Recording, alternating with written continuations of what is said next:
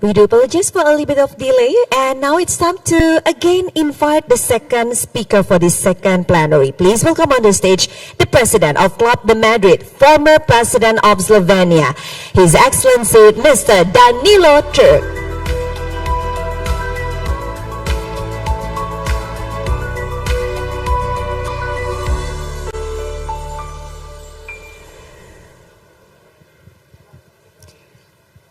We continue to invite the next speaker, Ms. Sarah Berg, Vice President, Australasia and the Pacific International Associations of Hydrogeologists.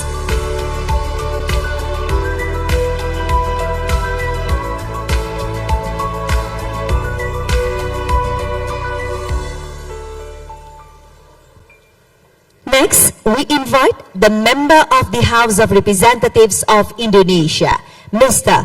Putu Supatma Rudana.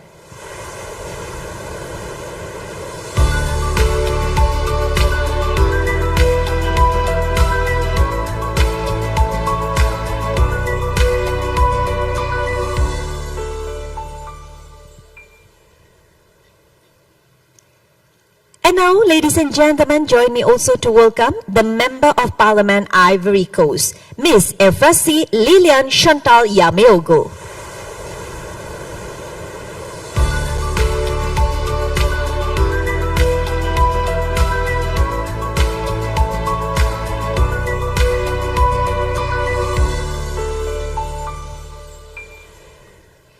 Those are the whole speakers on the second plenary session, and as we already have the moderator and also the whole speakers, let us now start by handing over to the moderator, please. Thank you very much, Your Excellencies, dear colleagues. I'm very honored to moderate the present session today under the title Innovative Practices for Inclusive and Equitable Access to Water. First, allow me to acknowledge the major importance of the 10th World Water Forum and congratulate Indonesia for the successful hosting of this very important event. And I would also like to congratulate IPU and all of you, dear colleagues, for your active participation in international events like this. It is very important to bring in the voices of our parliaments, the local voices, the communities and the people that you represent at such global level, contributing in this way to more participatory democratic practices. Local communities are key stakeholders in water management and in understanding the needs and perspectives of populations facing socioeconomic disparities in access to water and suffering the most from environmental degradation, including women and girls, indigenous people and rural populations. In this session, we will discuss ways to promote effective community engagement and legislative practices to address inequities in access to clean water and water management. This session aims to inspire more inclusive decision-making and processes and partnerships between parliaments and local stakeholders and co-create sustainable water management solutions. It will build on the discussions from the previous session. As in the previous session, we will hear from experts, and we also want to know what is happening in our own countries, what the parliaments are doing to promote equity to access in clean water. Let's try for the session to be as interactive as possible. The distinguished panel for the session includes Ms. Arminda Alizabada, Executive Secretary of the United Nations Economic and Social Commission for Asia and the Pacific. Welcome. Mr. Danilo Turk, President of the Club of Madrid and former President of Slovenia. Welcome. Ms. Sarah Burke, Vice President of the International Association of Hydrogeologists in Australasia and the Pacific. Welcome. Mr. Putu Supatma Rudana, Member of the Parliament of Indonesia and Member of the Bureau of the 4th Committee on Sustainable Development of IPU. Welcome. And Ms. Efrasi Lilian Chantal Yameogo, Member of the Parliament of the Ivory Coast. Welcome as well.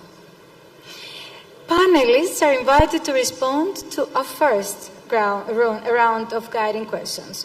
and we have only 5 minutes each to address these questions, and then if time permits, we're going to come back to you. So first question, what are the main factors that stand in the way of access to clean water in your country and regions? The question is about obstacles, what prohibit us to reach clean water, and what population groups are negatively affected. And secondly, the second question, what kind of innovation is needed in the policy and technological spheres to ensure more inclusive decision-making on clean water issues? The floor is yours. Thank you very much, Dionysia, and thank you very much for the opportunity for me to participate as well as to contribute to the discussion. To respond to the question, first of all, we need to understand what are the causes. If I may, I would like to start looking from both the demand as well as the supply side. From the demand side, we understand that population is growing rapidly in many countries, including in our region, because if I see it from the perspective of the region Asia-Pacific, not to mention also the economic growth. Many emerging countries, so therefore the need for water has significantly increased. Another contributing factor is the competing use of water, not only for household, but also industry, agriculture, and now also increasingly the energy sector. If I may add, one other factor that contributes also not in an unsustainable manner is in terms of the behavior in the consumption of water, also that people tend to consume in an unsustainable manner. Two also contributing factors are, again, in terms of quality, water quality. So not only we talk about accessibility in terms of quantity, volume, but also quality with pollution. Increasingly, water gets polluted, and because many big cities are emerging in our region, in Asia-Pacific, therefore the issue of subsidence. Many cities are started to shrinking cities. From the supply side, of course, we understand investment is not sufficient, but not only investment just to increase in terms of infrastructure, physical, but also how to have investment, a supply that is also demand responsive. Otherwise, it will not be effectively utilized, all this infrastructure being built in terms of water. Last but not least is climate change disaster, which exacerbated this in terms of access, also the sustainability of water. And last but not least, I may also add, because we look from the regional level, is the issue of melting of glacier. I know that many countries face this immense challenge because glacier is the source of clean water for many countries in part of our region. So therefore, the need also for this transboundary water management becomes very important. Maybe if we have time, I will touch maybe a bit later on these innovative policies as well as all this technological innovation that can contribute also into the policy formulation. But maybe later when we have more time. Thank you very much. Thank you very much. Mr. President.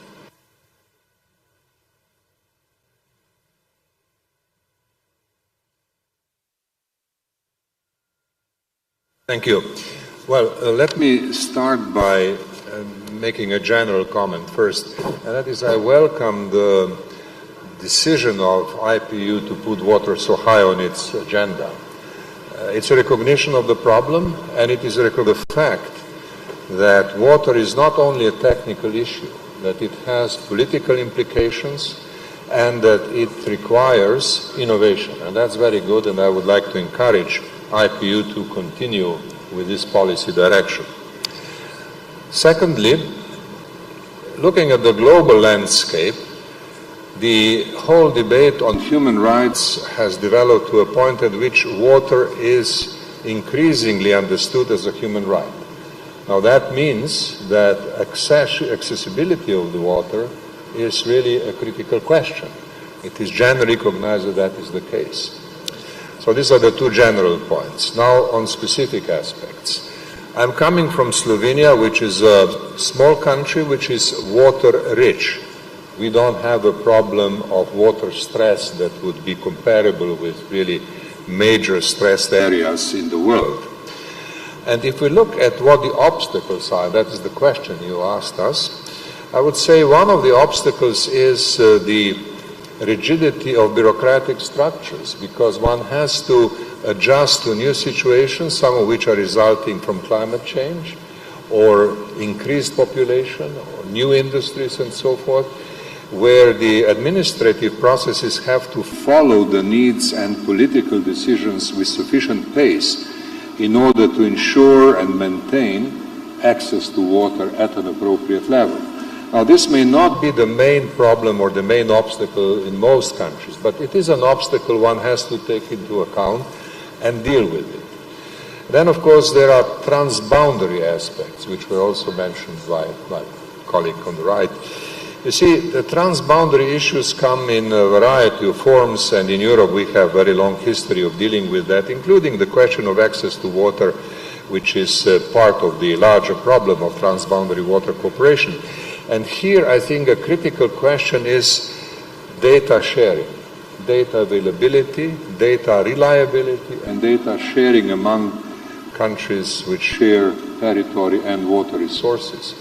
Here I think it would be useful to have a specialized discussion at some point on the problems that characterize nowadays the problem of data sharing on transboundary water internationally. And finally, my last point relates to the question of armed conflicts. We see armed conflicts today which are increasingly putting additional stress on water and availability of water to civilian populations. I don't need to convince anybody here that destruction of Gaza today is, among other things, also about destruction of civilian infrastructure and water infrastructure, very importantly. There is already very concerning set of information about waterborne diseases, which may deteriorate further and create a major disaster. So, I mean, when one talks about water availability, water access, one must not lose sight of the armed conflict either. So I have listed in a telegraphic sense some of the issues one has to take into account. The fact that we are talking about a human right, the fact that we have to look at all aspects, including the bureaucratic obstacles, the fact that we have to look into the data sharing in transboundary context, and the fact that we need to look into the situations in armed conflict where water is increasingly becoming a big problem. And all that has to be there, and I hope that IPU will continue to pay attention to all these issues. Thank you very much. Thank you very much. So, Mrs. Burke. Thank you very much for having me. As a hydrogeologist, I'm always excited to come and talk about water. And this is my first time with an audience full of politicians. So I've had to think about the message that I want to send to you, because it is very important. You have a lot of power in this situation, which, as we've heard, is a fundamental human right that's not being met, and people's lives are on the line. Now, I was asked to give some regional context, and so in Australia, the reporting on SDG 6 at a national level would probably give you the idea that we're doing just fine. And for people like me who live in urban centres, we are doing fine with water security, but unfortunately there are big gaps, and those gaps are primarily regional communities and in particular remote Indigenous communities. So we have a legacy of colonisation that was the foundation of Australia, and it's resulted in systematic water injustice and water insecurity that Indigenous Australians bear the brunt of. We're not alone globally in having minority and Indigenous communities that bear the brunt of water insecurity. So I think it's really important that we all collectively think about our role. I'm not Indigenous, but I realise that I'm a knowledge holder, and I'm given opportunities like this to talk to other people, And I like to take those opportunities to be an ally and to point out that we need to be open to working with and understanding the issues affecting all members of our nations and all of our communities, minority and Indigenous included. I've got 3 points that I kind of want to get across to you that I think can help us forward into a better future. One is about, so none of these will be anything you haven't heard from anybody else. Clear. We do need to invest appropriately into safe and secure water supply for people. Now what I means is not just sinking a well so that you can access groundwater in that particular community, but also money for maintenance of that well, money for monitoring, money for data management and transparency that we've heard about. Importantly, the upskilling and water literacy of the community, so that we're not just going in and installing a well and then leaving. We know that doesn't get us where we want to be. Increasingly, there's an awareness that we want to work with communities to have partnerships and to incorporate traditional knowledge and traditional water practice. And I think this is really fantastic. And I'm loving hearing it from other countries as well as my own. And I think this is a really important, it's almost a non-innovation in that we're reverting back to knowledge that we had before. But as someone trained in the Western scientific perspective, I know that my understanding of groundwater systems and water supply is only one version. And there are other ways of understanding that system, and it's imperative that we merge those two understanding systems and be respectful of all of that range of knowledge and all of the custodians of water, and bring everybody together in effective partnerships. Now this of course requires long-term relationship building, which takes time and takes money, and no politician wants to hear about a solution that takes time and money. And it is urgent. We do need a sense of urgency, but we also do need to be mindful and respectful and steady in our approach and build long-term relationships and partnerships. And the final thing I want to finish with, that's also been touched on by previous speakers, is around governance. In Australia, we're a federation of states. We have that colonial legacy I mentioned, and it's meant that there's a very fragmented governance structure. That means that no one agency or individual is actually accountable for delivering on water security. And this has been a huge barrier in Australia, I think, and one that I'm not sure we'll overcome in the short term. But if that resonates with you in terms of the political and governance structure of your systems, please do think about how you might try and embed some accountability into the system so that we're not just talking about the same things. The lack of water security in Aboriginal communities has been a known problem for decades, and we still haven't made enough progress. And I think we need political accountability and, as has been said before, to mobilise the people. Importantly, you as water warriors. And I'm going to leave you with that call to arms. Thank you. Thank you. Mr. Dana. Thank you for the opportunity, Madam Moderator and speakers. First of all, let me introduce myself. I'm Putu Supadmarudana. I'm a member of the House of Representatives from Indonesia, but I'm from Bali. So I would like to welcome you once again in this island, and I hope you enjoy the island, because Bali is not only for conference. I think you should visit again, or you can explore Bali for your visit and then to experience the culture and also the destination. I listened carefully to the speaker and also Madam Moderator, and actually everybody's highlighting about the problems, but I'm trying to give at least an example of practices or solution regarding the issues of innovative practices for inclusive and equitable access to water. As you know, Indonesia has more than 17,000 islands. 2/3 of our nation is water, and only 1/3 is island or land. So we have a high respect to our founder, that we call our land not motherland, but we call tanah air, or land and water. So we respect land and water equally. So I have to highlight this because I think not many countries in the world call their land tanah air. So that's important. And Indonesia culturally is very diverse, probably the most diverse country in the world. We have more than 1,000 ethnic groups and more than 700 languages.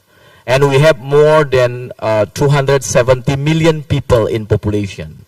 Usually Bali is more well known than Indonesia, but Bali is part of Indonesia. So we have like 38 provinces, and of course we have more than 270 million population. So water has been very important to us.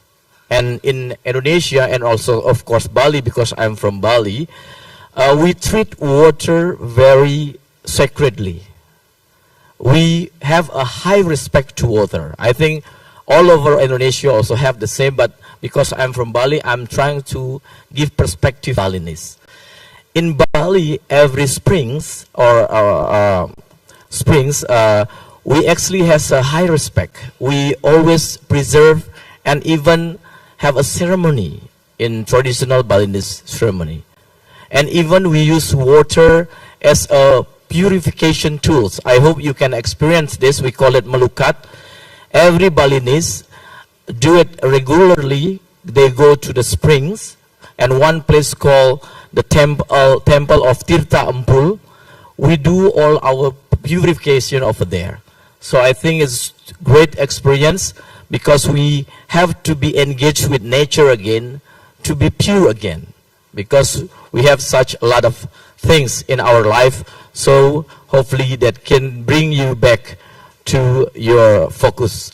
And also in Bali, we have a philosophy of Trihita Karana, the relationship between human to human, human to nature, and human to the creator. So there's a harmony between how we treat the human, how we treat the nature, and how we actually have high respect to our creator. And one achievement in Bali, how we treat water with the energy of gravity, we call it subak. Subak is the traditional irrigation system of Bali that come from the mountain to passing the rice paddies and going to the sea back again. It's actually since 9th century. And I think I should mention this. And then I think this is because I think the commitment from the villages and the commitment from the community. And I would like to highlight this why. I think hopefully this could be an example. This could be hopefully could be an inspiration how here in Bali we have a high respect to water. And then we're not taking it for granted, but of course after that we have great challenges regarding these issues. And I think we should work together closely to solve the problem of the water security issues. And I'm also in the Bureau of Sustainable Development in the IPU. And then my colleague here, Mr. Wevan Williams, he's the president of the Bureau, the committee. And then I think as a parliamentarian, we have to work closely together to have one commitment and a resolution to the future. I think we have to have probably like I heard from my colleague from Chad, we have to have a caucus on water because we have challenges to achieve SDGs Agenda 2030. I think there's a great challenges that we can achieve this due to many things, including climate change and of course the issues of maybe we already forget regarding COVID-19. We should work together closely and work not only in our parliament to work to have our legislation, budget and oversight, but maybe we can accelerate to build or to form or to launch a caucus on water. This is very important. Why? I could accelerate and could assist, could help the committee in water, that we can work closely together to accelerate exponentially the achievement of Agenda 2030. We cannot work alone. we should work together. And I'm very blessed because I work closely with the IPU to make this first parliamentary meeting to be held here, because before 9 event of World Water Forum Parlemen, especially IPU, didn't attend. But luckily, this is the first meeting. I think we have to have a commitment together as a parliamentarian to go forward, actually, to have a commitment to work closely, and water is very important issue to us all. And hopefully we in the Bureau, in the committee, can work one resolution in the IPU regarding these issues, because everybody has to be in the same page regarding these issues of water. And maybe finally, because I think it's already more than 5 minutes, but there's a lot of things I would like to explain regarding our community commitment also and involvement regarding our government efforts to achieve, to build infrastructure regarding to have access for water to everybody. I mean, there's a great challenges, and then regarding also the issues of how we can work together regarding the technology to the future, how we can have the supply of water and water security, water equity to all. That's very important. So I think we should work closely together. I think in this meeting, Parliament already engaged, and I think we should work not business as usual. We should work exponentially together to achieve this. And then for sure, if we have our commitment today, we have our caucus, we have our resolution in the IPU, we should work closely with our committee in our country to have the bill and to pass a law on water. Because we need more than one law regarding this issue. Maybe omnibus law on water to give access all the fresh water to the community. I thank you very much for the time. Thank you very much. And the floor is to Ms. Yamelko. Je voudrais, à l'entame de mes propos, remercier le président de l'Assemblée nationale de Côte d'Ivoire, son Excellence Bictogo Adama, qui nous a permis d'être ici et de participer à ce forum ici à Badi. Féliciter également les organisateurs de ce forum parlementaire.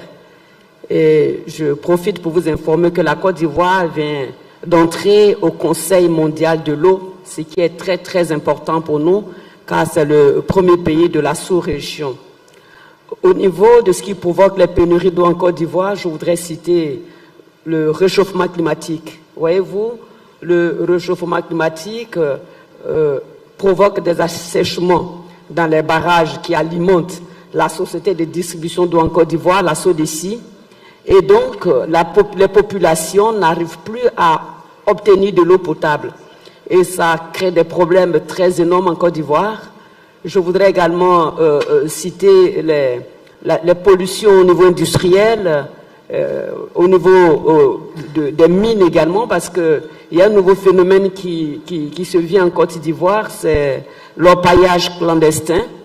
Et donc, ces personnes qui pratiquent cet orpaillage clandestin utilisent des produits qui sont très dangereux, tels que le mercure. Donc, les eaux sont polluées. Les populations rurales comme urbaines n'arrivent plus à avoir de l'eau pure, de l'eau potable. Et cela est vraiment très, très dangereux pour nos populations. Et puis, je voudrais également citer au niveau du désagrégement de la biodiversité. Mais nous, en Côte d'Ivoire, on dit toujours que l'eau est source de vie. Et nous sommes des parlementaires. Nous avons constaté que tout ce qui concerne les lois sur l'eau et l'environnement date depuis 1996. Alors, nous avons fait cette révision de nos lois. Nous avons révisé la loi portant code de l'eau en Côte d'Ivoire, la loi portant code de l'hygiène et de l'assainissement et code de l'environnement, afin de faire face aux nouveaux défis, à ces défis actuels, et d'apporter de l'eau potable à nos populations. Nous avons également mis en place des projets tels que le projet d'appui à la sécurité et à la sécurité de l'eau et à l'assainissement, ce qui permet à toutes les populations d'avoir de l'eau en quantité et en qualité.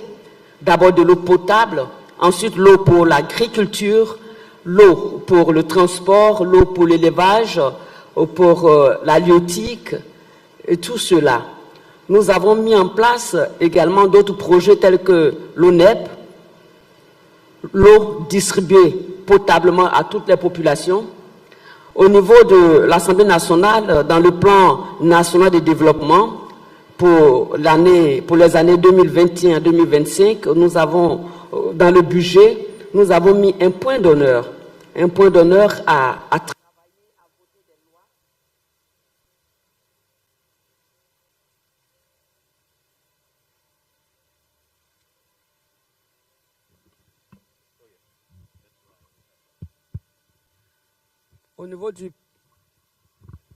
Au niveau du PND, nous avons mis un point d'honneur à voter des lois de sorte que les villes en Côte d'Ivoire, dont la population est au moins 4000 habitants, puissent avoir des stations de traitement d'eau, ce qui est très important, afin de renforcer le dispositif déjà existant. Nous avons également tout dernièrement construit et inauguré dans une région pas très loin d'Abidjan, qui est la région de la Mé, une station de traitement d'eau qui a une capacité de 240 000 mètres cubes d'eau par jour. Nous, au niveau de la Côte d'Ivoire, vous savez que la Côte d'Ivoire est un pays qui a 4 grands fleuves, et qui est alimenté par plusieurs rivières également. Mais ce qui est important, c'est la distribution de l'eau potable surtout. Et au niveau du gouvernement, nous mettons un point d'honneur pour que toutes les populations aient accès à l'eau potable, ce qui est très important.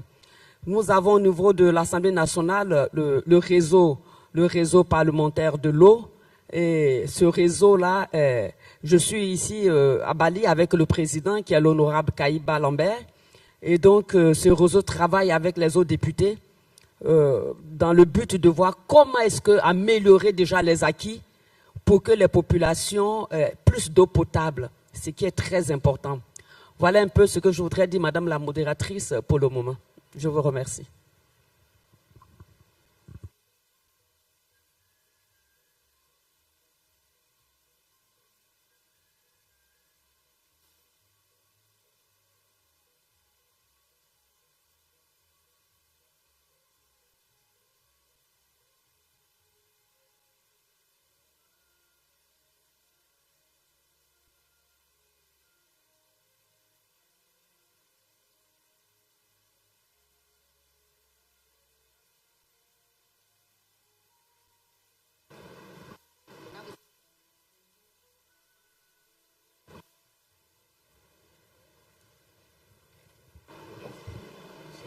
Thank you very much for this.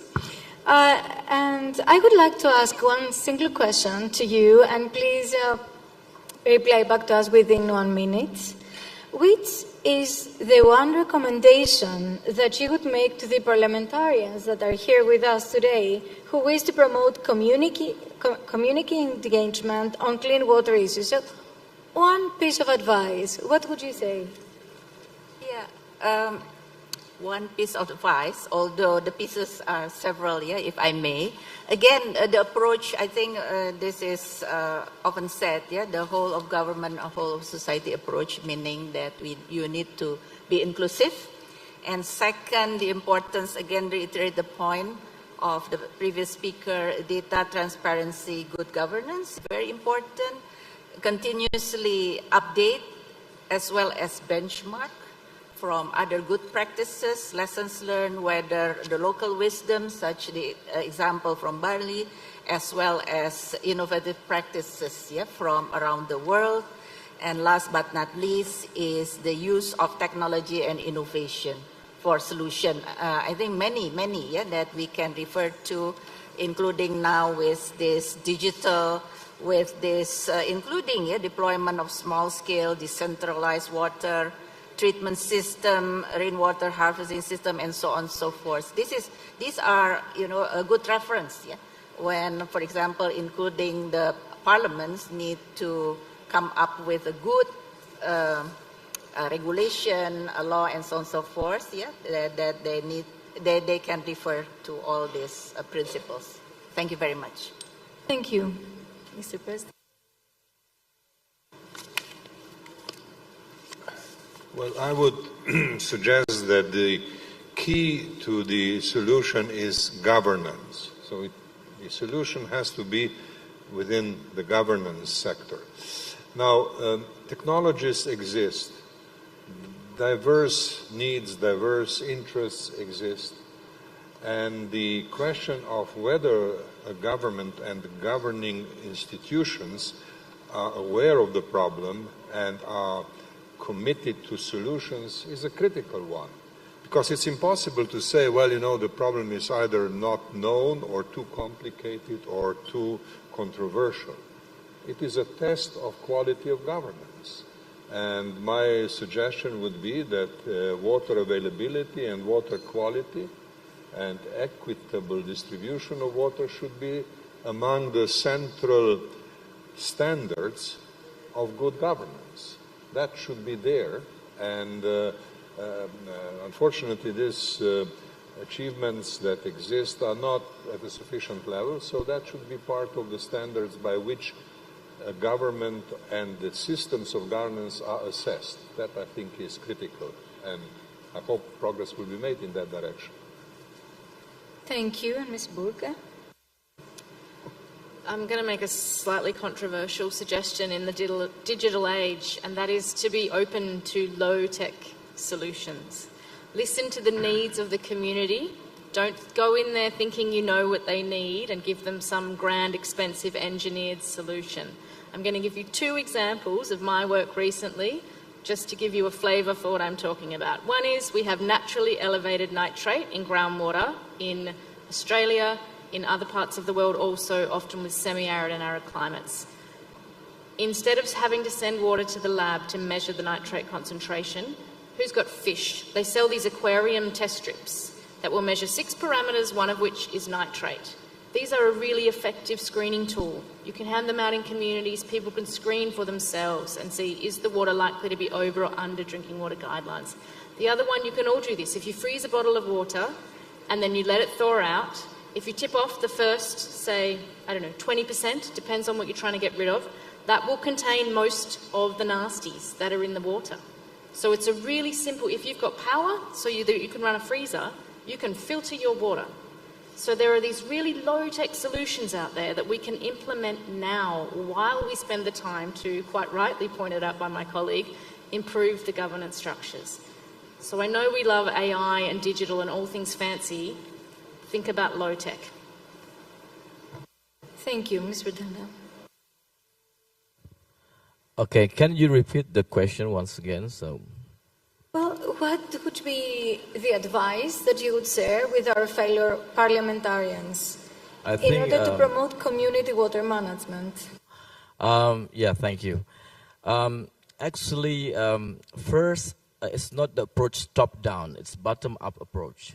It's how to use water wisely, and then how we as a parliamentarian, actually we engage directly to the people. And I think we have to be in front together. Because this is parliamentary forum, I think this is the right moment that we act and deliver together to have a synergy and to be in front as an influencer, to have a high respect to water. Thank you. And Ms. Kusanga Meoto? Je voudrais ajouter que la question de l'eau est essentielle. Et donc, cette question de l'eau doit être abordée par les parlementaires de façon générale. Elle doit concerner tous les parlementaires. Et nous sommes des élus, nous travaillons pour nos populations, et c'est à nous de leur enseigner comment utiliser l'eau, la qualité de l'eau, la quantité, et comment utiliser l'eau aussi pour l'agriculture. Parce que chez nous, en Côte d'Ivoire, nous utilisons beaucoup l'eau pour l'agriculture. Au niveau de la Côte d'Ivoire, au niveau du Parlement, je suis vice-présidente du caucus des femmes députées de Côte d'Ivoire. Et l'eau est beaucoup utilisée par les femmes pour faire les cultures maraîchères, pour planter le riz et tout cela. Mais nous sommes obligés, en tant que parlementaires, de leur donner des conseils et d'insister surtout sur les lois à prendre afin que nos populations soient protégées. Thank you very much. And let us now open the floor to our participants to ask questions to our panelists or share their experiences and concrete examples from their own countries. There are 9 parliamentary representations that have asked for the floor. And let me first start from Kenya. Could you please introduce yourself?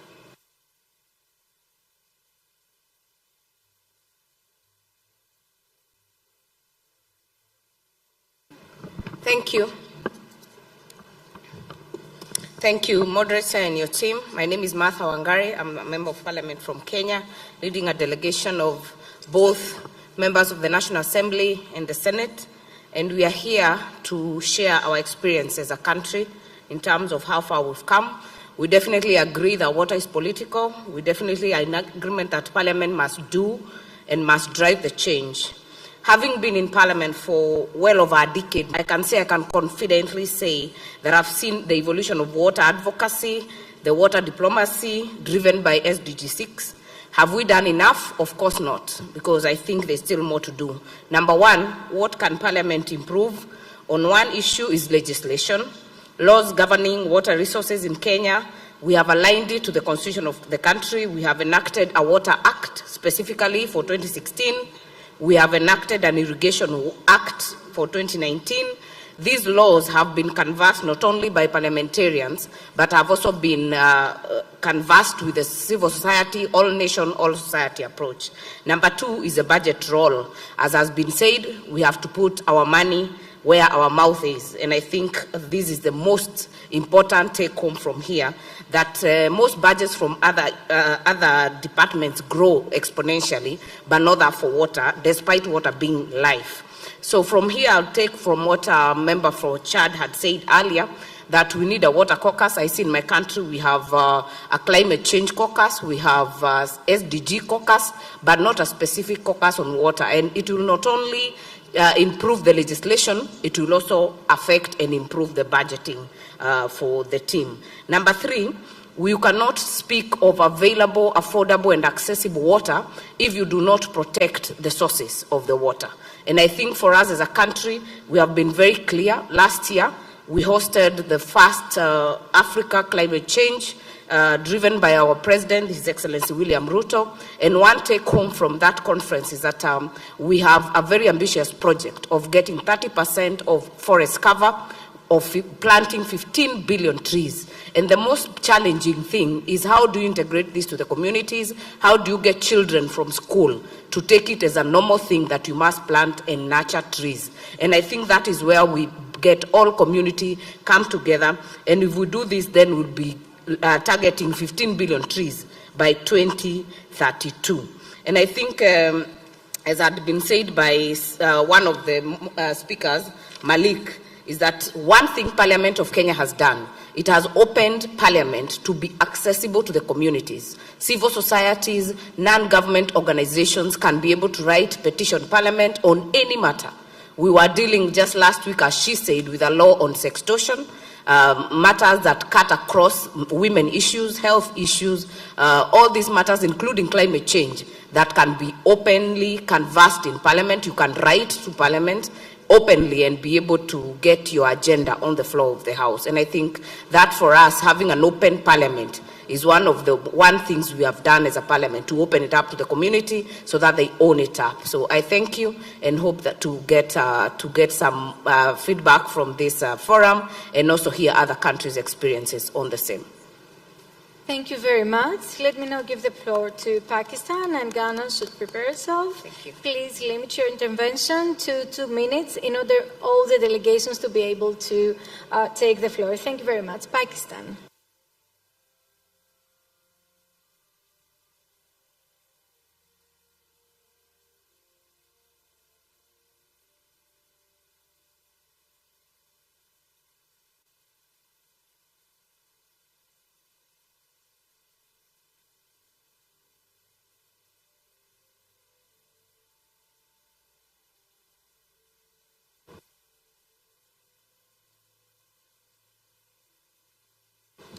Okay, thank you very much. Thank you very much. It is on behalf of the Pakistan delegation, with my colleague here, Dr. Nafisa Shah. She's a member of the National Assembly of Pakistan. I'm a member of the Senate of Pakistan. It is an honor and a privilege to be here, and we are grateful to the government of Indonesia for inviting us.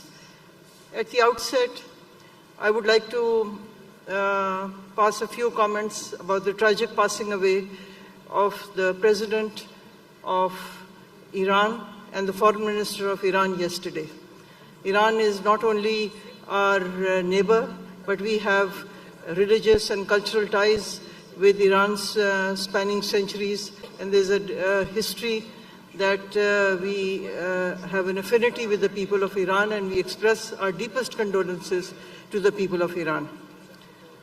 As regards this forum and today's topic, I have been listening to the debates here today, and also in Angola, we had the opportunity to interact with international NGOs on water management issues.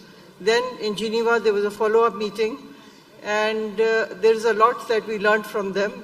And in pursuance of that, the Pakistan Parliamentary Caucus was initiated, and I launched the Pakistan Parliamentary Water Caucus in Pakistan last year. And this year it will start working because we have had a change of government, and we have had a change of leadership in our parliaments also. And the purpose of the Water Caucus is that Pakistan, while it is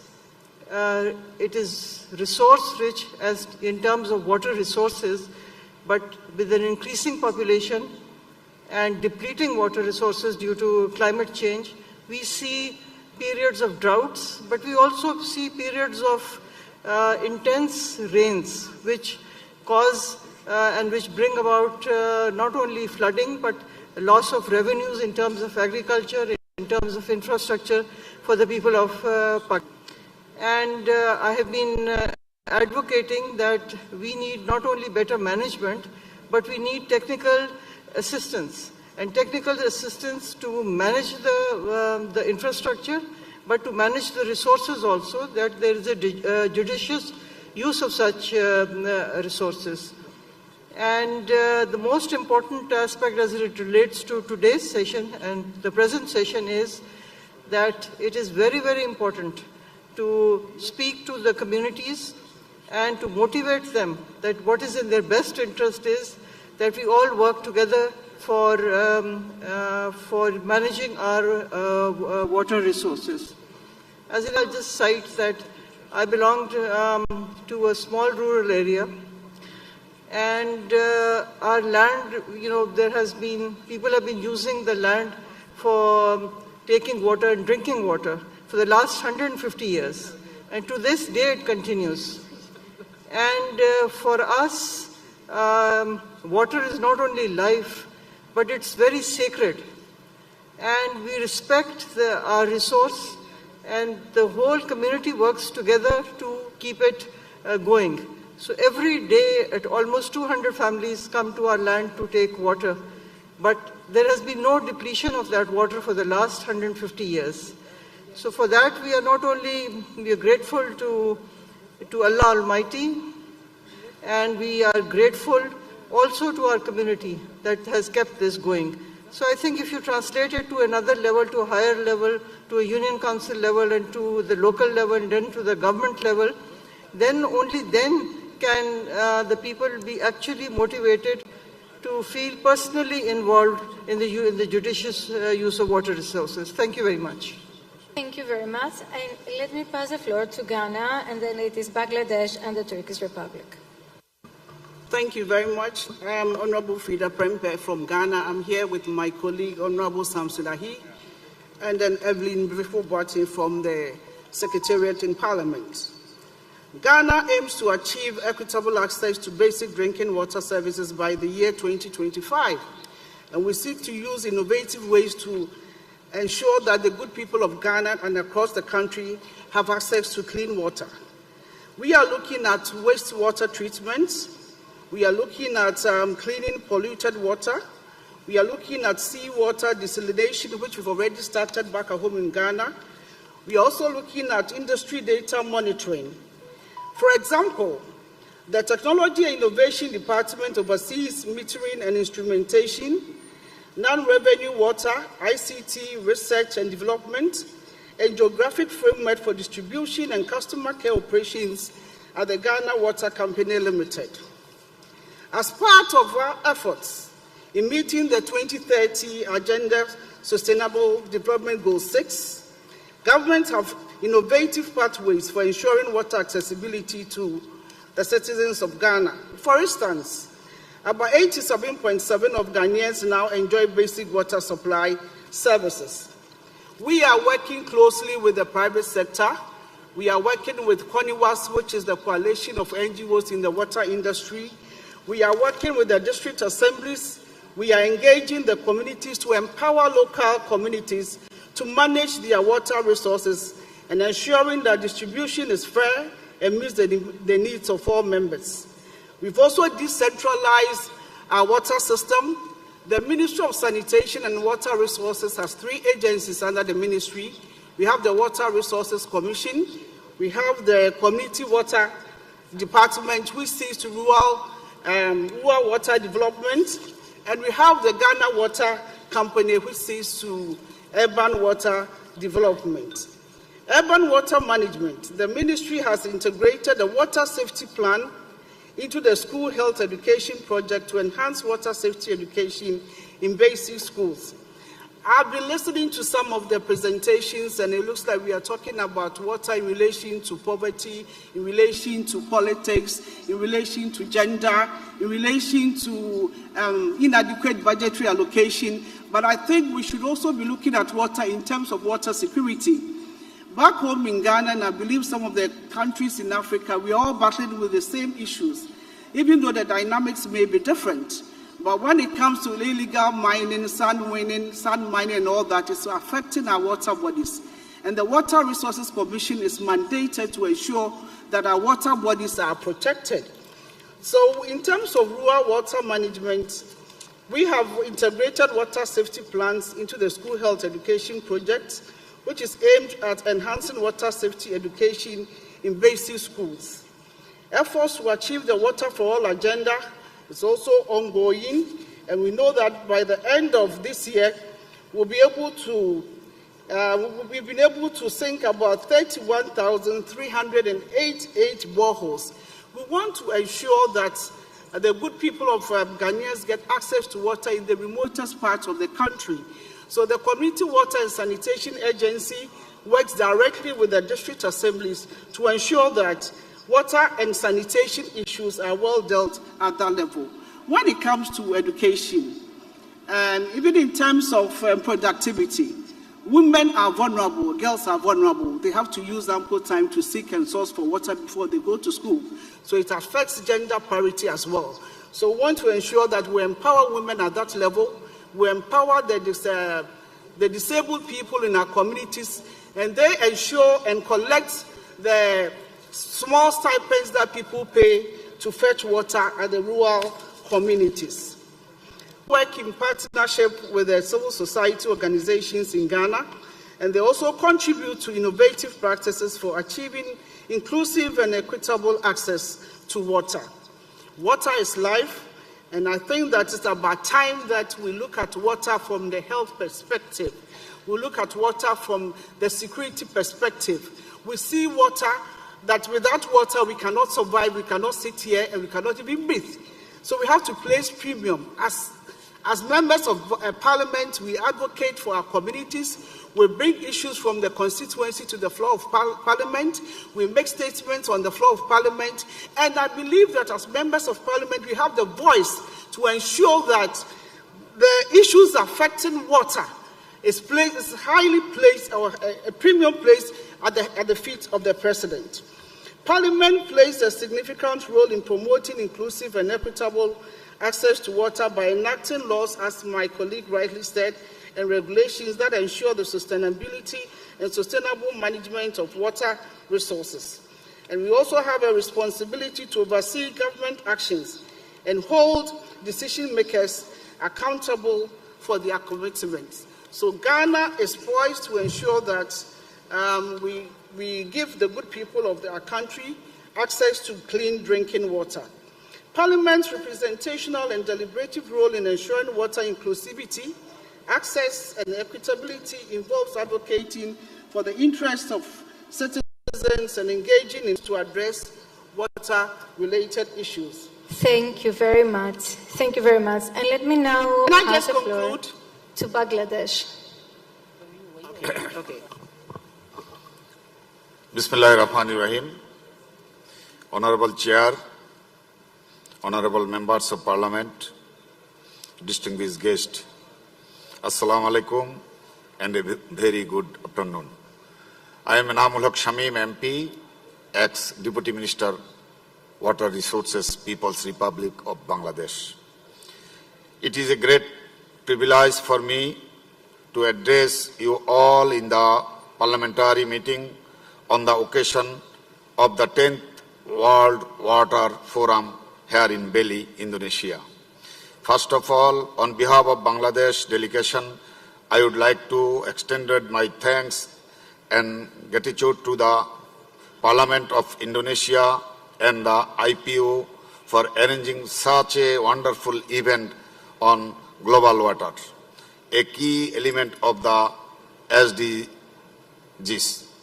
We, the parliamentarians, have come together from all over the world to promote knowledge sharing, exchange, practices and experience, networking and partnership building to advance collective action on water-related challenges. The issue of water is very much relevant at the present context. Water is a key issue of the sustainable development. Dear colleagues, Bangladesh has implemented several innovative practices and measures to ensure inclusive and equitable access to water. Due to our geographical location and vulnerability to climate changes, water resources management is critical in our country. In order to ensure good water governance, National Water Policy 1999, Bangladesh Water Act 2013 and Bangladesh Delta Plan 2100 Act have been formulated. Bangladesh faces a significant challenge with arsenic contamination in its groundwater. The government has undertaken various measures to mitigate the issues of arsenic, including testing wells for arsenic contamination, installing arsenic removal filters, and promoting the use of surface water where feasible. Bangladesh government, under the dynamic leadership of Honorable Sheikh Hasina, has invested in climate resilient infrastructure for water management, such as embankment, flood shelters, and early warning systems.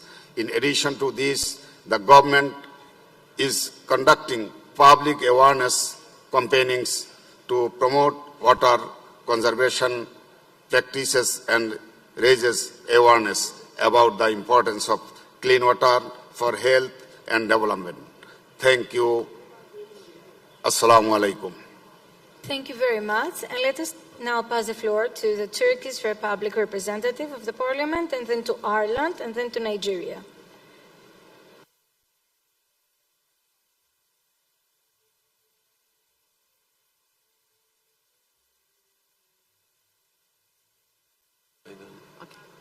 Okay, sorry about that. Thank you for giving this opportunity. Thanks to the speakers. They provide comprehensive information for us. Emerging technologies and innovations are present great opportunities to redefine our approach for conserving this precious resource. Rainwater harvesting, desalination, grey water harvesting, remote sensing, early warning systems are the new examples in that regard. Reducing cost of the innovative technologies are critical. In this regard, artificial intelligence can be an invaluable asset in this endeavor. At this point, I would like to give a brief information about Turkey's efforts, endeavors on the issue. Turkey has accelerated her efforts to promote water-saving technologies, especially in agriculture. In that regard, models are being created to reduce water use and increase the production of plants that consume less water. Dear colleagues, as I conclude my words, I would like to take your kind attention to the situation in Gaza in terms of accessing the right to drinkable water. Unfortunately, people in Gaza, including women and children, are unable to reach out even dirty water to drink. Let's put aside the clean water. This is the other side of the coin to be considered in our present world. Thank you. Thank you very much, and let us pass the floor to Ireland. Thank you, Madam Chair. I'm addressing you. My name is Dennis Naughton. I'm a Member of Parliament from Ireland. I'm also Chairperson of the Inter-Parliamentary Union Working Group on Science and Technology. Chair, our actions as Members of Parliament to strengthen policies and legislation on both water and sanitation must be evidence-based. I think there's 5 steps that we can take to achieve this. 1, we need to have greater cooperation with relevant researchers and experts. I think this was referenced by the Under-Secretary General, who said we need to learn from best practice. Secondly, we need to direct governments to specifically reference scientific evidence in policy proposals and legislation. Thirdly, we need to develop both formal and informal dialogue between Members of Parliament and interdisciplinary scientific communities. And Honourable Puto made that point in regarding the establishment of water caucuses. Fourthly, I think we need to, and this is referenced by Mr Turk in relation to water data, we need to make all publicly funded water data, including rainfall, river flow and water extraction, etc., available in a transparent manner to both the public and to the research community. And finally, we must expand community participation, especially including marginalised and Indigenous communities, as referenced by Sarah Burke.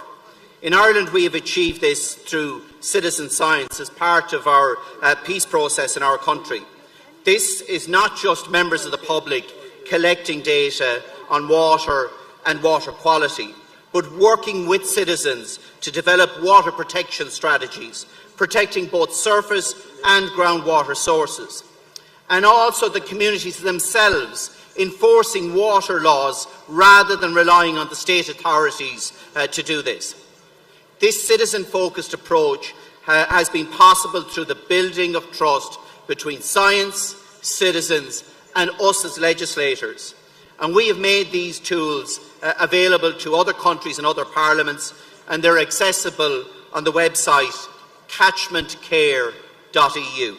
Thank you very much, Madam Chair. Thank you very much, and let's now pass the floor to Nigeria and the Seychelles, Senegal, Morocco and Thailand.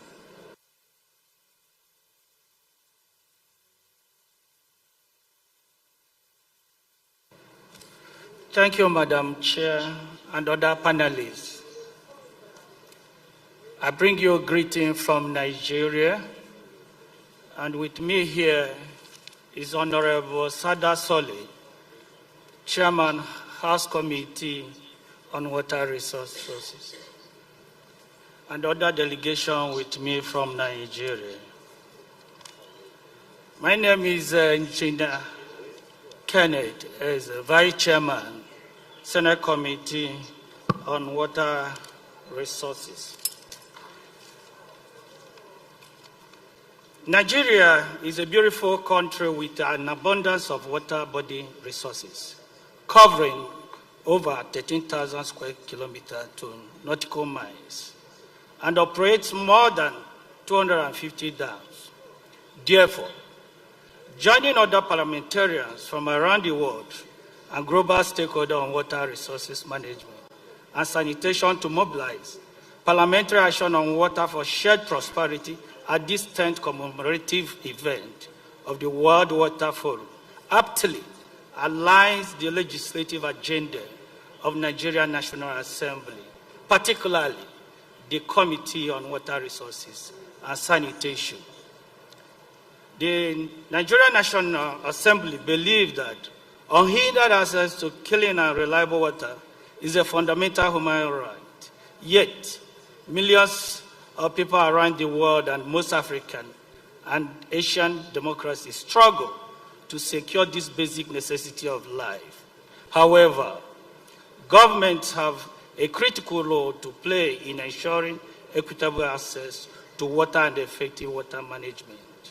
But as representative of people, members of parliament have a deeper responsibility to address these pressing issues through multi-level legislative instruments, including legislation, oversight, and budgetary allocation. Parliamentary water caucuses and parliamentary water diplomacy initiative to drive progress and sustainable development towards universal access to water. One of the central roles of the parliament is to enshrine the human right in national law. This form of legislative action establishes a legal framework that obligates the government to progressively realize this right for all citizens and stimulate society bodies and non-governmental organizations to drive advocacy and awareness on water and sanitation for sustainable development. This critical registration will also empower Parliament to strategically hold executive branch of government accountable for implementation of water policies and programs in line with the extant provision of laws and policy design. This would include integrated legislative action on scrutinizing the system, monitoring and evaluation of equitable distribution of water services, and ensuring the participation of marginalized communities in decision-making. To achieve this, I'm excited to share the unique and innovative approach employed by Nigerian Senate and House of Representatives, especially the Committee on Water Resources and Sanitation. During the enactment of the Nigerian 2025 Appropriation Act, or if you prefer, the national budget, responding to the need for adequate provision for water resources infrastructure in line with the Parliament legislative agenda, the Nigerian Parliament raised the water resources budgetary allocation by over 50% and currently designing an oversight framework that focuses on the targets of the SDG 6 as benchmarks, variables of assessing executive branch performance through legislative policy oversight. Additionally, the Parliament of Nigeria has enacted and operationalized about 15 legislations that are focused on the proper administration and management of water resources through the River Basins Authority, Specialized Resources Management Institute, Hydrological Services Agencies, and Integrated Water Management Commission, among other national policies, instruments in water resource management and sanitation. These regulations were designed to promote sustainable and inclusive water management system. We therefore use this opportunity to this forum to announce to the global community that Nigeria is ready and open for large-scale financial and technology investment in water resources. and sanitation sector, especially in the area of technology transfer, through investment in modern technology and other value chain for sustainable development. Thank you very much. Thank you very much. So Seychelles, please. Thank you, Madam Moderator. My name is Waven William, Member of Parliament from the Seychelles, and also President of the Committee of Sustainable Development of the Inter-Parliamentary Union. Well, with regards to my role as representative of the people, I mean, what I tend to do is stay connected. I mean, ensure that every week, I mean, door-to-door visits are being made, so I stay connected.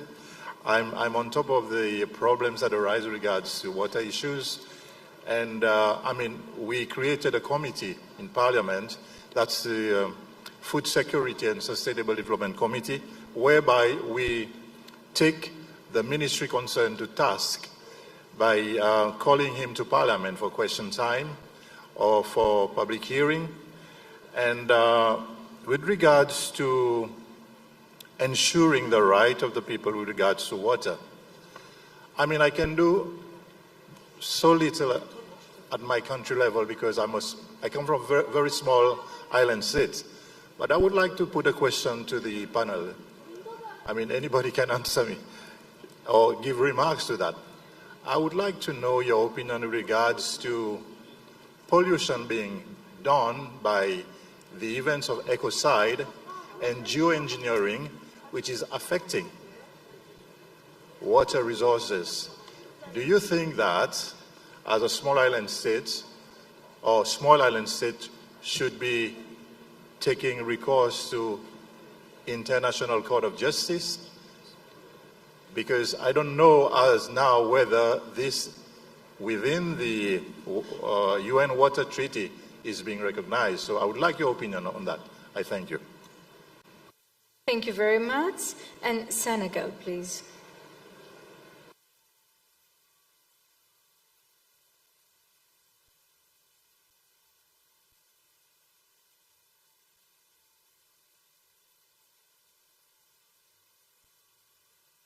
Is there a representative of the Senegal Parliament in the room? Let's pass on to Morocco.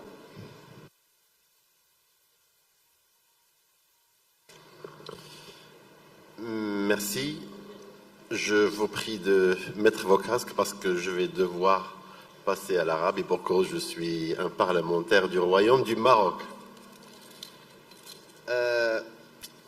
بعد الاستماع إلى العديد من المداخلات كان دائما التركيز على الإرادة السياسية بمعنى لا يمكن صناعة البدائل والحلول في غياب إرادة سياسية حقيقية. الإرادة السياسية هي تشريع، هي قانون، هي تنزيل، هي التنفيذ. السؤال: ما حظوظ الشعوب اليوم في توفر حكامهم على الإرادة السياسية؟ أعتقد أنه لا يمكن لأي إصلاح مهما كان أو مهما كانت أهميته أن يصبح واقعا بعيدا عن الإرادة السياسية. ألا ترون اليوم أننا ربما أخطأنا عنوان المنتدى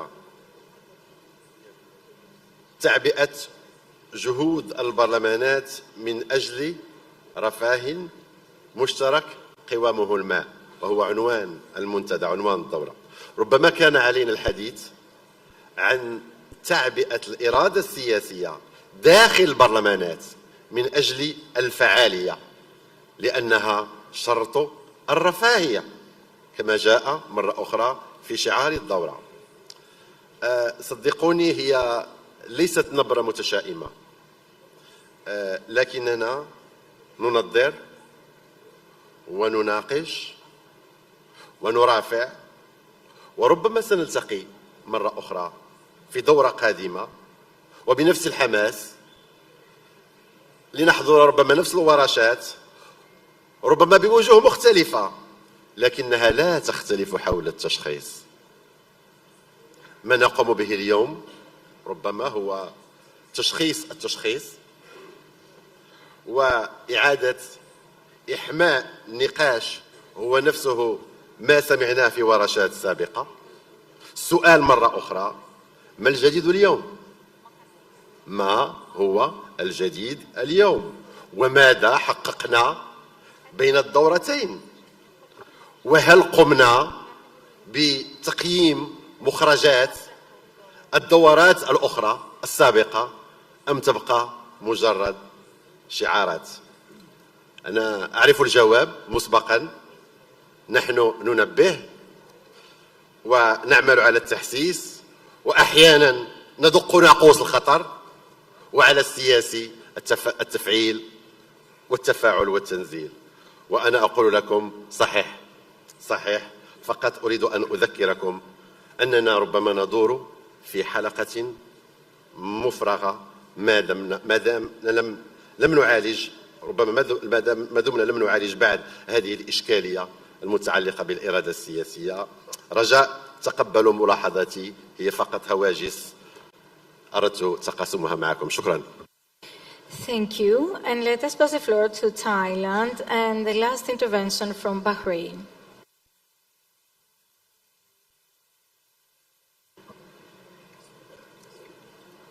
Madam Moderator, speakers, dear fellow members of Parliament, I would like to share a good example initiated and led by the Parliament of Thailand in cooperation with local authorities and rural communities for inclusive and equitable access to water. The actual objective is to seek engagement among the stakeholders to overcome the challenges in drought, water management, and environmental conservation.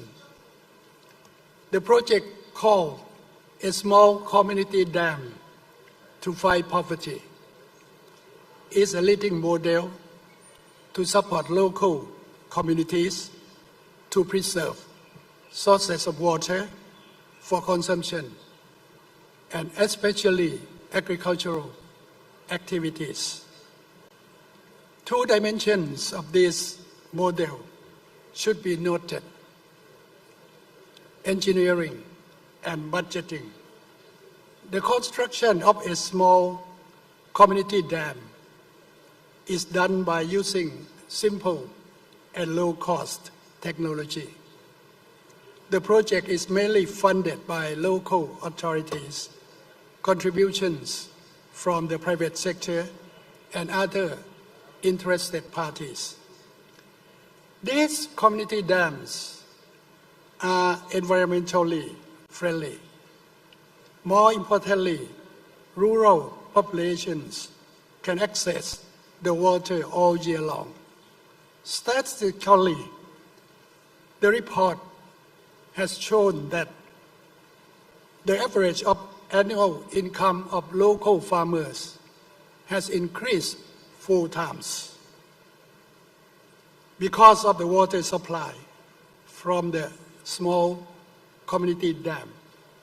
This project is renowned accomplishment and well recognized as a successful example of the role of members of Parliament in enhancing public engagement and strong partnership with local communities.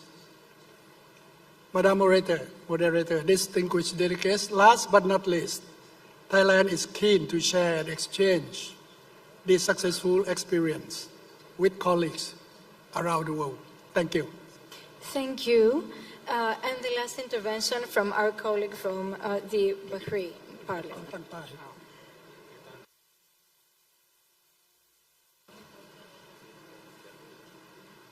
Thank you, Madam Le Chair. Sénégal avait demandé la parole. Le Sénégal avait demandé la parole. Le Sénégal. Senegal and then Bahrain. Sure.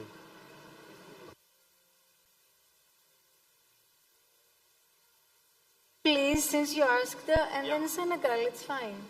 Oh. Thank you, Madam Moderator. My name is Mohammed Ali. I'm the member of the Shura Council of the Kingdom of Bahrain. باسمي وفد مملكة البحرين أود أن نشكر حكومة جمهورية أندونيسيا الصديقة ومجلس النواب في أندونيسيا والاتحاد البرلماني الدولي ومجلس المياه العالمي على حسن تنظيم هذا الاجتماع. يقول الله في القرآن الكريم: وجعلنا من الماء كل شيء حي. فالماء هو أساس الحياة وأساس وجود كل المخلوقات والموجودات، وبدونه تنعدم الحياة. لذلك الحفاظ على هذا المورد الهام مسؤولية عامة وخاصة، وبحاجة إلى تشريعات دولية ومحلية، وهذا أعتقد هو الغرض الرئيسي من هذا الاجتماع. هناك مسألة طبيعية هي عجز موارد المياه العذبة على تلبية الطلب على المياه، وهذا من أكبر الأخطار العالمية، وما يزيد الأمر سوءا هو المنافسة السلبية على استخدام هذه الموارد، وكذلك النزاعات بين الدول المتجاورة. ثلث سكان العالم يعانون من ندرة شديدة في الحصول على المياه الصالحة، ومن المؤسف أن النسبة الأكبر تقع في البلدان النامية.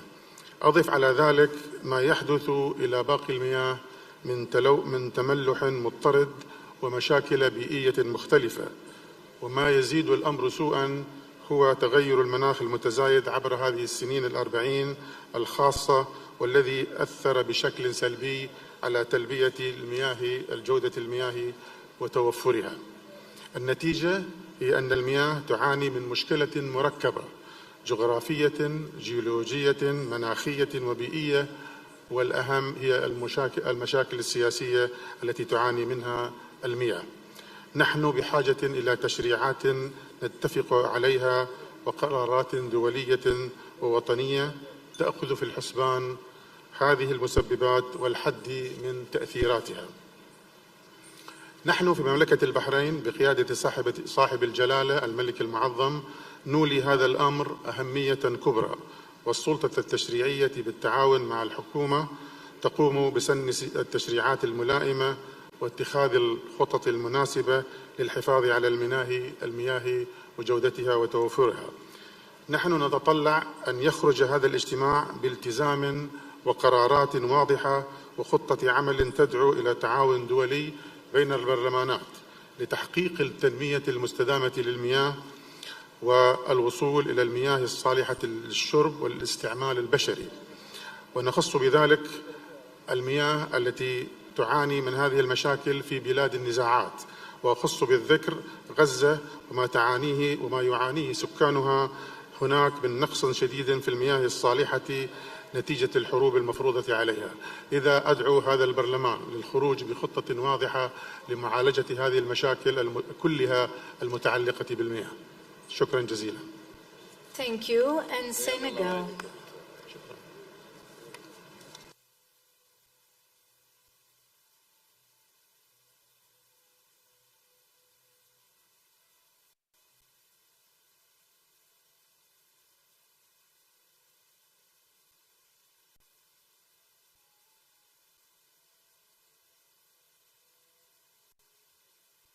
Well, dear panelists, since you have heard our esteemed participants of what they are actually performing in their countries, the initiatives that they are taking. Where is Senegal? Is Senegal here? Sorry. Absolument, on est là. Nous sommes là. À droite. Madame, à gauche.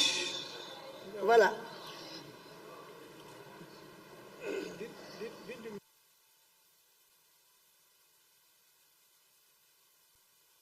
Je voudrais vous remercier. Je suis Madame Kanouté Adji Mergan. Je suis membre de l'Union interparlementaire où j'ai été pendant 4 ans membre du comité exécutif et vice-présidente de l'Union interparlementaire. Mon mandat a pris fin au mois d'octobre 2023. Je voudrais, Madame la Présidente, remercier l'Indonésie pour la bonne organisation de ce forum et puis dire que la question de l'eau est prise très au sérieux au sein de l'Union interparlementaire où les parlements sont très engagés. Madame la Présidente, en 2022, s'est tenu à Dakar le Forum de l'eau, le 9e Forum de l'eau, à Dakar, dans notre pays, au Sénégal. Et des engagements avaient été pris. C'est vrai, aujourd'hui, les pays se sont engagés. Il y a la volonté politique. Il nous faut aller vers la mobilisation des parlementaires. Parce que des engagements avaient été pris au 9e Forum de l'eau pour la mise en place d'un réseau international sur les questions de l'eau, de l'assainissement. Au Sénégal, nous avons pu concrétiser cela en mettant en place le caucus WASH parlementaire eau, hygiène, assainissement. Et nous avons un plan d'action et nous y travaillons depuis lors. Nous avons même initié une mission d'information sur les inondations concernant des problématiques d'eau. Aujourd'hui, nous nous sommes rendus compte que certains engagements qui avaient été pris pour que des caucus puissent voir le jour dans des parlements n'ont pas été véritablement concrétisés. Et il nous faut aller vers cela. Il faut que nous sentons la mobilisation des parlementaires. Il nous faut quitter le terrain de la théorie pour être carrément dans la pratique. Il nous faudrait véritablement nous mobiliser davantage. Il nous faudrait travailler en synergie et ensemble pour que cette question de l'eau soit véritablement une priorité et que nous, parlementaires, nous en faisons notre affaire. Parce que, en parlant d'hydrodiplomatie, nous ne pouvons pas parler d'hydrodiplomatie en ne pas prendre en considération la diplomatie parlementaire. Et j'invite les parlementaires qui sont là, au niveau de leur parlement respectif, de mettre en place le caucus de l'eau et qu'enfin nous arrivons véritablement à ce réseau international parce qu'à Dakar, au 9e Forum de l'eau, nous en avons parlé, nous avons pris des engagements et nous avons même travaillé sur des statuts et un règlement intérieur. Mais depuis lors, c'est toujours le statu quo parce que tout simplement les pays, beaucoup de pays ne prennent pas véritablement, ne mettent pas la priorité sur l'installation de ce réseau-là. Je vous remercie. Thank you very much. And the closing phrase from every panelist, please, that wishes to do so. Please. Would you like to have a closing phrase? Yeah, just a short one. Again, thank you very much. What we heard from the distinguished member of parliamentarians are that basically very much focuses and committed to advance the water-related issues and very much also strengthen what the panel has already also shared earlier. Thank you very much. Well, thank you. I believe that we owe two answers to questions that were raised from the floor, and I would like to very briefly offer my comments on the question of the political will, which was raised by the delegate of Morocco. And what I would like to say is that in the debate we have heard elements of the answer. And I think the elements that are really very important is first the nexus approach, a nexus that brings together citizens, science and parliamentarians. The creation of caucuses is of course one of the possible institutional responses to the need to generate political will. We know, and you know that better than me, that political will doesn't just emerge. Political will has to be generated. And I think the debate this afternoon showed one or two elements which are really critical. One is nexus between these three key aspects, and then an organizational form, such as caucuses within parliaments and among parliaments. And that's something to be developed further. That's on the question of political will. There was also a question of the jurisdiction of International Court of Justice by the delegate of Seychelles. Now, of course, I don't see at present a case for a dispute settlement process which would be readily available. But I think it can be developed over time, and I believe that step one would be to obtain, perhaps through the General Assembly of the United Nations, a request for an advisory opinion of International Court of Justice on the legal aspects of pollution the ones that the delegate of Seychelles referred. So an advisory opinion would clarify the legal environment, the legal issues that have to be resolved. And I believe that once that is done, then of course the question of possible contentious case, that is a case directed towards specific polluters, can be made before the International Court of Justice. An approach in 2 stages. Thank you. Thank you. As a science educator, it's been wonderful for me to hear about all of the good work that you're all doing and the amount of political will that there is in the room. It gives me a lot of hope. I want to leave you with the knowledge that groundwater is more than 90% of liquid fresh water on our planet. And yet we don't see these systems. We don't have an intuitive understanding of them. Their spatial and temporal scales are immense. And so I want to leave you with a call to increase groundwater literacy. It's really important that we understand groundwater systems and the dynamics and the complexities so that we can appropriately use them into the future. Thank you. Thank you. Thank you, and thank you also for the great sharing experiences. I think it's very important. But first is regarding political commitment. I can see all that we have political commitment, but I think it has to be more ambitious. I think I quote from the COP28, act, unite and deliver. I think on water we should work like that, act, unite, deliver together. And I can see the commitment, and let's make a shared commitment for this historical first parliamentary meeting on the occasion of World Water Forum, the 10th World Water Forum. I think we all do agree water is very important, and we should work together closely regarding this very important issue. Thank you very much. Thank you very much. Nous avons vu tout à l'heure que cette question de l'eau a mobilisé beaucoup d'énergie parce que tous les parlementaires ont compris que la question de l'eau était très, très importante. Et donc, je pense que c'est une action pérenne. Nous sommes des politiciens, nous sommes des élus, et nous devons continuer à éduquer nos populations. Nous devons continuer dans nos parlements à nous battre afin que des lois adéquates soient votées pour que nos populations soient mieux servies en eau de qualité et que nos agriculteurs soient servis en eau abondante afin que nos cultures soient vraiment bien arrosées. Merci.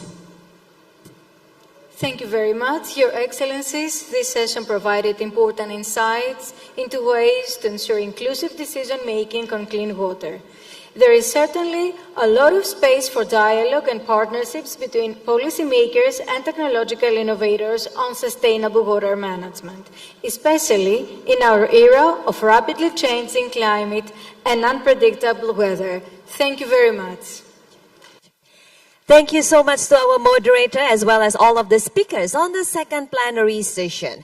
So ladies and gentlemen, by this we have concluded the whole agenda that we have today on the parliamentary meeting on the occasions of the 10th World Water Forum. So now it's time for all of us to gather at the lobby of the BNDCC2 or the lobby of this Pachatu Hall, as we will now go directly to the welcome dinner venue. Ladies and gentlemen, we would like to invite you all to also join us for the welcome dinner at the Mulia Bali Resort. And this welcome dinner is hosted by Ibu Puan Maharani, the Speaker of the House of the Representatives of the Republic of Indonesia. We will now proceed directly to the assembly point that is at the lobby area, and there will be shuttle to direct you to the Mulia Hotel Nusa Dua. Ladies and gentlemen, we also already provide you with souvenirs to commemorate this important occasion here in Bali. So please, you can take the souvenir, which is already located at the help desk of this area. So once again, don't forget with your all personal belongings, make sure that you leave nothing in this Pachatu Hall, and see you again at the welcome dinner. I'm Diana Risori signing off. Have a great day. Enjoy your time here in Bali. Om Santi Santi Santi Om. Wassalamualaikum warahmatullahi wabarakatuh.